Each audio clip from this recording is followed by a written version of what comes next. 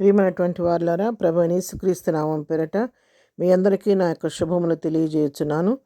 కీర్తన గ్రంథం 71వ కీర్తన 6వ వచనం మనం చూచినట్లయితే, గర్భవాసినైనది మొదలుకొని నీవే నాకు ప్రాపకుడవై ఉంటివి, తల్లి గర్భము నుండి నన్ను ఉద్భవింపజేసిన వాడవు నీవే, నిన్ను గూర్చి నేను నిత్యము స్తుతిగానము చేయుదును అని కీర్తనాకారుడు చెప్తున్నాడు. మన ప్రభు ఆయన మన యొక్క సృష్టికర్త అయి ఉన్నాడు. గర్భంలో మన రూపు ఏర్పరిచింది మన ప్రభువే. మన తల్లిదండ్రుల కంటే ముందుగా మన ప్రభు మన ఎరిగి ఉన్నాడు.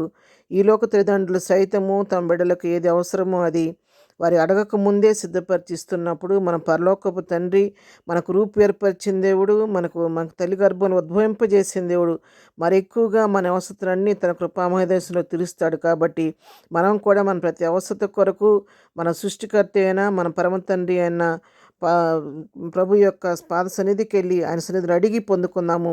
అలాంటి కృపా ధన్యత ప్రభు మనకందరికీ దయచేయునుగాక. ఆమెన్.